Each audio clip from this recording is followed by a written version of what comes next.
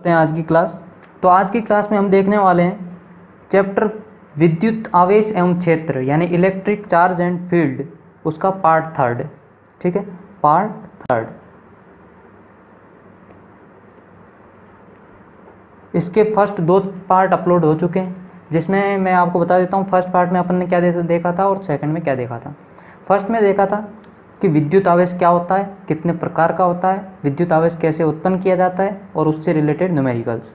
और second part में अपन ने देखा था कूलाम का नियम और उससे रिलेटेड न्यूमेरिकल्स। और आज ये है पार्ट थर्ड, जिसमें अपन देखेंगे विद्युत क्षेत्र यानी इलेक्ट्रिक फील्ड, जिसे ई से डिनोट करते हैं। ठीक है, विद्युत क्षेत्र के बारे में आज पढ़ेंगे, विद्युत क्षेत्र और विद्युत बल रेखाएं और इनसे रिलेटेड न्यूमेरिकल्स। ठीक है, तो सबसे पहले देखते हैं विद्युत क्षेत्र ई। किसी स्रोत आवेश के द्वारा अपने चारों ओर का वह प्रभाव क्षेत्र जहां किसी अन्य या परीक्षण आवेश को लाने से कूलाम बल अनुभव किया जा सके, वह विद्युत क्षेत्र कहलाता है। ठीक है, चलिए समझाता हूं मैं विद्युत क्षेत्र किसे कहते हैं।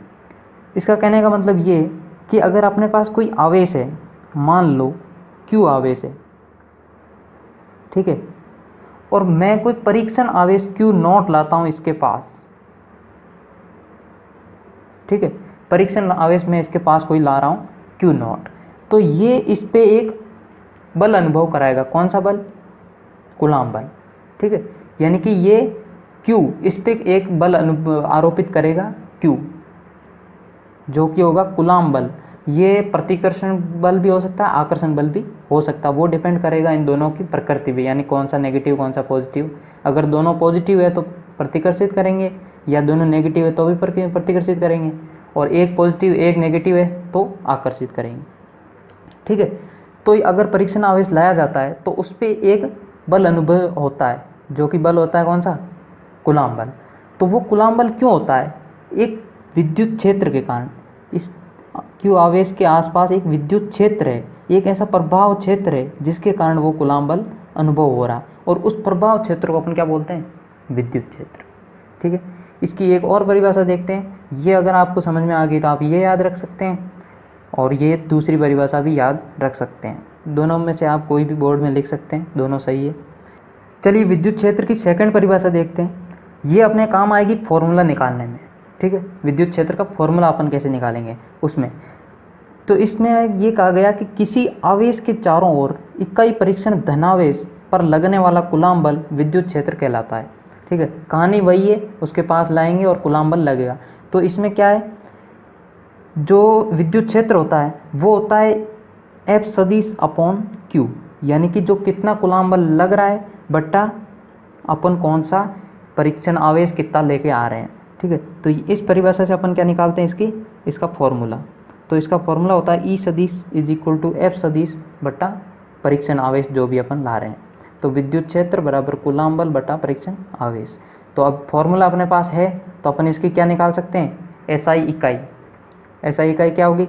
अब बल की अपने को पता है, कूलाम बल, बल कोई सा ही हो, कूलाम हो या कोई सा बल गुरुत्वाकर्षण बल हो, सबकी SI इकाई क्या होती है? न्यूटन।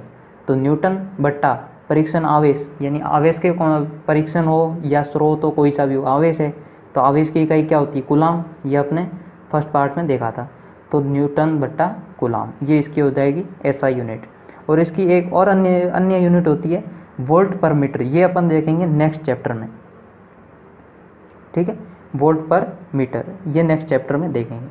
तो अभी के लिए आपको क्या याद रखना है? विद्युत क्षेत्र परिभाषा याद रखनी है और इसका फॉर्मूला याद रखना है। फॉर्मूला अगर याद है तो यूनिट आप निकाल सकते हैं। ठीक है, अब यहाँ से अपने को देखना है कि विद्युत क्षेत्र एक सदिश राशि है। सदिश राशि मतलब इसका परिमाण भी है और दिशा भी है। ठीक है, और इसका ये विमीय सूत्र होता है M1 L1 T-3 A-1। ये याद रखने की कोई ज़रूरत नहीं है, इसको हमेशा निकालने का तरीका याद होना चाहिए, कैसे निकाला जाता है। तो फॉर्मूले से निकालना आपको आना चाहिए। ठीक है, तो इसको अगर आपको निकालना नहीं आता है तो आप हमारे फिजिक्स 11th फिजिक्स का चैप्टर देख सकते हैं, मात्रक मापन एवं विमा, वहाँ मैंने बताया, तो वहाँ से आप देख सकते हैं। चलिए, तो यहाँ तक हो गई विद्युत क्षेत्र की बात। अब देखते हैं किसी पृष्ठ से विद्युत क्षेत्र लंबवत बाहर की तरफ निकलता है और लंबवत ही प्रवेश करता है। जैसे देख लो, कोई पृष्ठ है, कोई धातु पृष्ठ मान लेते हैं अपन, ठीक है। इससे अगर विद्युत क्षेत्र निकल रहा है बाहर की तरफ, ठीक है, तो वो हमेशा इसके लंबवत निकलेगा। ये इस विद्युत क्षेत्र की प्रॉपर्टी होती है कि हमेशा ये लंबवत निकलता है। और मान लो किसी में प्रवेश कर रहा है तो प्रवेश भी वो हमेशा लंबवत ही करेगा, यानी कि पृष्ठ के साथ हमेशा 90 डिग्री का कोण। चलिए नेक्स्ट देखते हैं। धनात्मक यानी Q इज ग्रेटर देन 0 आवेश से विद्युत क्षेत्र बाहर की ओर तथा ऋणावेश Q इज लेस देन 0 के लिए विद्युत क्षेत्र अंदर की ओर प्रवेश करता है, ठीक है। इसका कहने का मतलब ये कि अगर अपने पास कोई धनावेश है यानी कि पॉजिटिव चार्ज है तो उससे हमेशा विद्युत क्षेत्र बाहर की तरफ निकलेगा, यानी कि विद्युत क्षेत्र रेखाएं हमेशा बाहर की तरफ निकलेगी। अब ये अपन ने देख ही चुके हैं कि ये 90 डिग्री पे निकलती है तो ये एंगल 90 डिग्री बनाएगा और बाहर की तरफ निकलेगी, क्योंकि ये आवेश कौन सा है, प्लस Q है। और अगर आवेश नेगेटिव है यानी माइनस Q है तो अंदर की तरफ प्रवेश करेगी, ठीक है, और 90 डिग्री एंगल तो बनाएगी, ठीक है। अब नेक्स्ट देखते हैं। नेक्स्ट टॉपिक है किसी विद्युत आवेश Q के कारण किसी निश्चित दूरी r पर विद्युत क्षेत्र, ठीक है। इस हेडिंग का मतलब समझते हैं पहले। इसका मतलब ये है कि अपने पास अगर कोई Q आवेश है और इस पे किसी r दूरी पे मैं जाऊँ मान लो, ठीक है, r दूरी पे, तो यहाँ मेरे को कितना, मेरे को मतलब यहाँ कोई अपने पास कोई आवेश है, वो कितना बल अनुभव करेगा, यानी कि यहाँ विद्युत क्षेत्र कितना है वो अपने को निकालना है किसी r दूरी पे। वो r कितनी भी हो सकती है, ठीक है। इस हेडिंग का मतलब ये था। तो इसके लिए अपन कुछ ये चीज़ें लेने वाले हैं। माना कोई बिंदु आवेश, सबसे पहले अपन कोई बिंदु आवेश मानेंगे प्लस Q दिक् स्थान पर या मूल बिंदु पर अपन प्लस Q आवेश मानेंगे। यदि किसी परीक्षण धनावेश पॉजिटिव चार्ज परीक्षण करने वाला, अब जो अपने पास है, पास से अपन दूर से लेके आएंगे, r दूरी पर रखेंगे, ठीक है। परीक्षण धनावेश कौन सा है, Q0, और मूल बिंदु पे कौन सा अपन ने रखा है, Q, ठीक है। तो इस Q के कारण इस पे जो बल लग रहा है उसमें अगर इसका भाग दे देंगे तो अपने पास क्या आ जाएगा, विद्युत क्षेत्र, ठीक है। तो अपन कैसे निकालेंगे, सीधी सी बात है, विद्युत क्षेत्र क्या होता है, E is equal to F by Q, E सदिश इज इक्वल टू एफ सदिश बाई Q0। Q0 मतलब जो अपन परीक्षण करने के लिए लेके आए उसका भाग देंगे हमेशा, इसका नहीं देंगे कभी भी, ठीक है। तो अपने पास अब क्या है, ये निकाल लेंगे, ये अपने पास है तो अपने पास E आ जाएगा। तो F क्या होगा, कूलाम बल K Q0 upon R square और R सदिश, ये R सदिश ये कह रहा है, इसकी दिशा बता रहा है। R सदिश हमेशा इसकी दिशा बताएगा कि ये किस डायरेक्शन में है। तो ये पॉजिटिव है, अपन ने शुरू में मान लिया, और अपन ला भी कौन सा रहे हैं, परीक्षण धनावेश ला रहे हैं, यानी कि पॉजिटिव है। तो पॉजिटिव पे कहाँ दूर की तरफ बल लगाएगा, तो सीधी सी बात है ये उस तरफ बल लगाएगा। तो R सदिश की दिशा इस तरफ है, ठीक है। तो फाइनली अपने पास क्या आ गया, F coulomb is equal to Q0 upon R square R cap, ठीक है।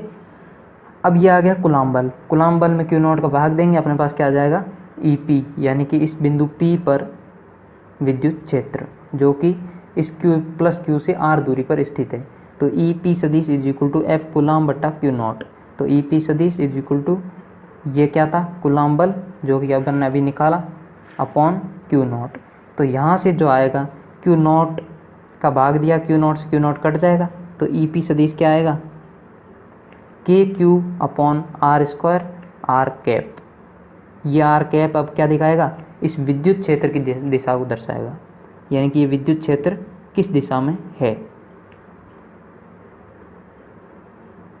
ठीक है। ये फॉर्मूला आपको याद रखना है।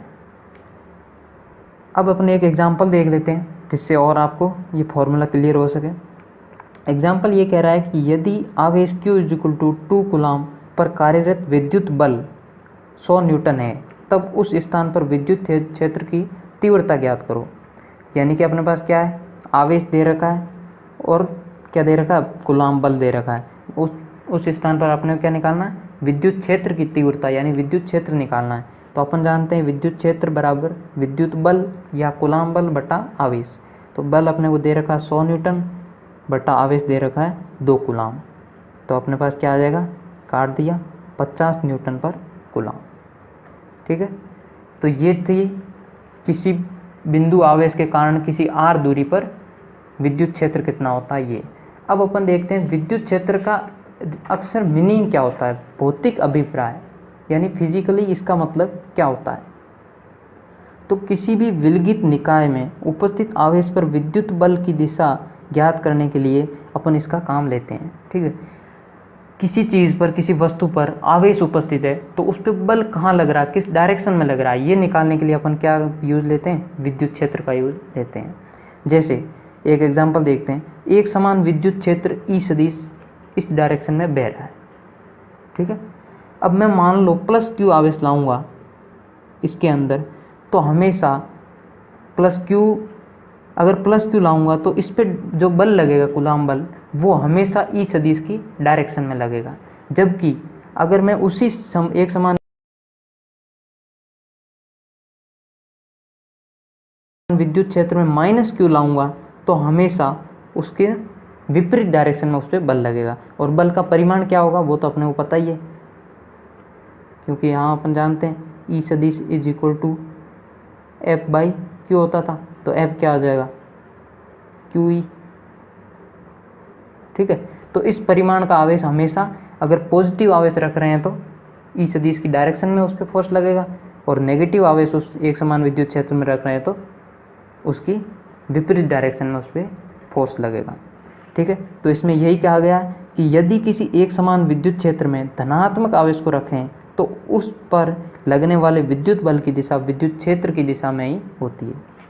और दूसरा ये कि यदि किसी ऋणावेश को विद्युत क्षेत्र में रखें तो वह विद्युत क्षेत्र विपरीत दिशा में गति करता है, यानी कि इस पे बल जो लगेगा वो विपरीत दिशा में लगेगा। अब देखते हैं, चलो ये हो गया भौतिक अभिप्राय यानी फिजिकली इसका मतलब क्या होता है। अब इम्पोर्टेंट टॉपिक आ रहा है विद्युत क्षेत्र रेखाएं या विद्युत बल रेखाएं। ये आपके बोर्ड में पूछा ही जाता है और पूछेंगे। ठीक है, इलेक्ट्रिक फोर्स लाइंस यानी विद्युत बल रेखाएं। सबसे पहले समझेंगे ये क्या होती है।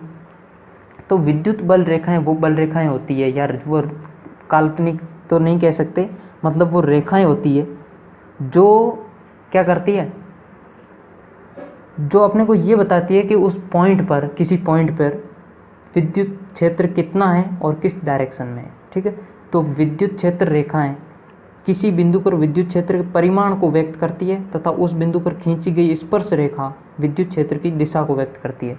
जैसे ये प्लस है, ये माइनस है।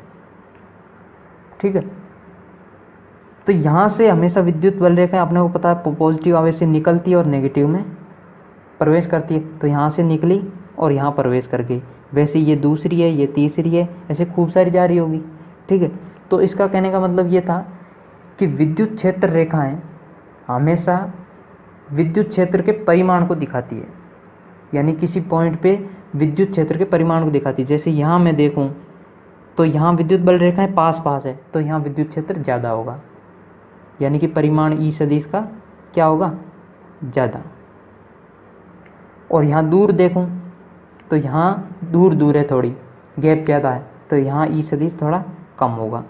तो यानी कि ये ई सदिश के परिमाण को दिखाती है, यानी कि किस पॉइंट पे कितना विद्युत क्षेत्र है। और किसी पॉइंट पे अगर अपने को डायरेक्शन देखनी है कि उस पॉइंट पे, जैसे यहाँ अपन देख रहे हैं कि उस पॉइंट पे विद्युत क्षेत्र किस डायरेक्शन में है, तो वहाँ अपन एक स्पर्श रेखा खींचेंगे और वो स्पर्श रेखा अपने क्या दिखाएगी, विद्युत रेखा की विद्युत क्षेत्र की डायरेक्शन। जैसे यहाँ स्पर्श रेखा ऐसे जाएगी तो यहाँ विद्युत क्षेत्र की दिशा ये है। यहाँ एक और देख लेते हैं, यहाँ ऐसे जाएगी तो इसकी डायरेक्शन ऐसे है। ठीक है, अब ये हो गया विद्युत क्षेत्र रेखाएं क्या होती है और किसको दर्शाती है। अब इसके गुणधर्म, एग्जाम में गुणधर्म पूछे जाते हैं बहुत बार, यानी कि प्रॉपर्टीज क्या क्या होती है इलेक्ट्रिक फोर्स लाइन की। पहली प्रॉपर्टी होती है विद्युत क्षेत्र रेखाएं धनावेश से निकलकर ऋणावेश पर समाप्त हो जाती है। ये बात मैं पहले बता चुका हूँ कि धनावेश से निकलती है और ऋणावेश पे समाप्त हो जाती है। ठीक है।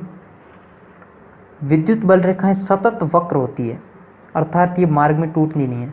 जैसे ये है पॉजिटिव, ये है नेगेटिव, यहाँ से फोर्स लाइन जाएगी, यहाँ समाप्त हो जाएगी, यहाँ से जाएगी, यहाँ समाप्त हो जाएगी।